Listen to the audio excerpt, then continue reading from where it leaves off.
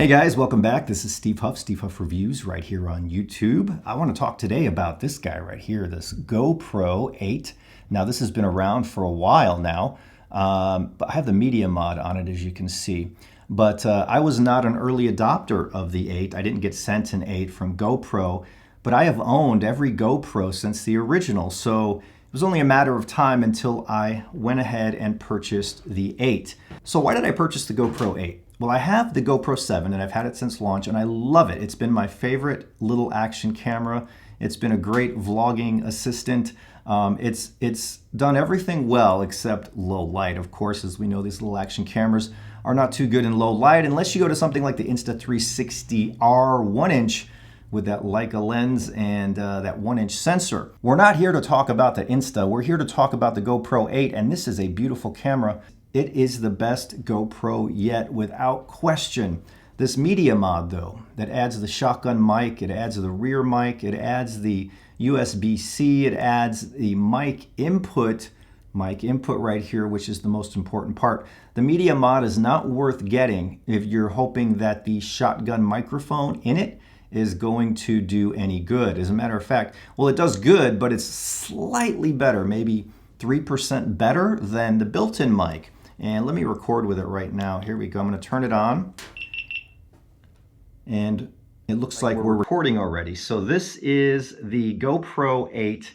I think it's set to 27K and 24 frames per second. I'm a 24 frames per second guy. I always have been, always will be. But the shotgun microphone is recording my voice right now. We switched from my $1,000 Rode mic that's on my Canon C100 to this little shotgun mic built in the GoPro. So I'm going to switch back to the Canon, right? This is now the Canon with the Rode microphone.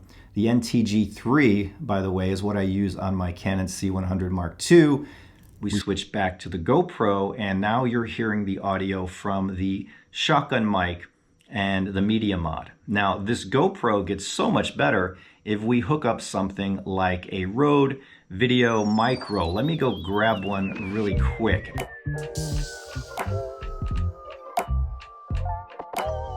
So I have a Rode Video Micro here. It's like 60 bucks. Amazing mic for something like this. I'm gonna put it on the shoe mount, the accessory shoe of the GoPro media mod, and there is a mic input right there. And now we're going to record with that. And so now you're hearing me on the Canon and the NTG3 Rode. And now you're hearing me on the Rode Video Micro on a GoPro. Now, how cool is this that you can get this kind of sound from a GoPro? Back in the day, a few years ago, everyone complained about the horrible audio on like the GoPro 5, the GoPro 6 even. My name is Steve Huff, and you're watching this video on my YouTube channel for SteveHuffPhoto.com.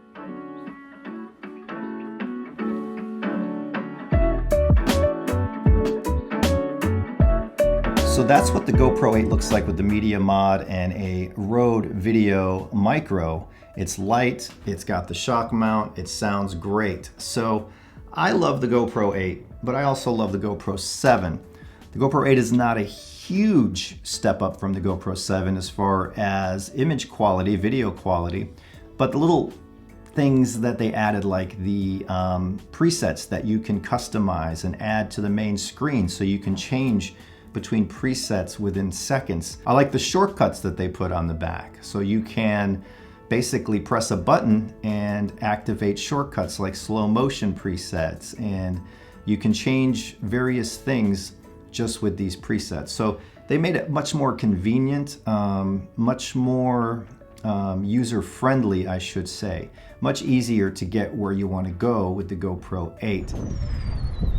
Okay, now the boost is on for the hyper smooth image stabilization, and this is like gimbal performance, if not better than gimbal performance. It's super smooth. I'm riding my bike, yet we're staying steady.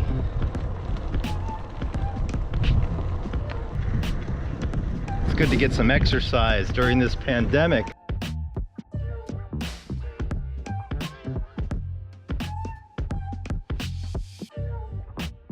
gonna run to show you how smooth this is. This is with the boost on for the stabilization.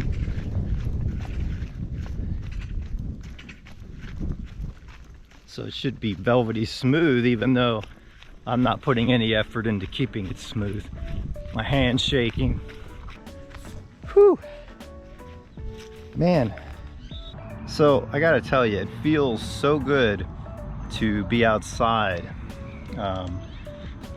You know, we've been practicing the safety, the stay-at-home orders, and as you know, right now the states are reopening slowly, but I haven't went for a bike ride in 4 months, so it feels so nice to be out here and to get some fresh air and ride around the neighborhood.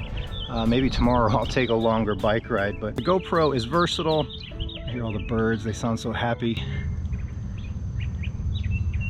Overall, what you're seeing right here was shot in 24 frames per second, linear mode, high bit rate at 2.7K. That's what I use as my cinematic preset. I then throw it into Final Cut Pro, I add the classic LUT to it, boost up the shadows a little bit, and this is what you see as a result. So GoPro 8 I highly recommend. It's earned a place in my kit with past GoPros, though I did skip the 5 and 6. I was not fans of those versions. I may check out the Insta360R 1-inch sensor. As a matter of fact, I may go back home and order it right now just so I can get it and directly compare.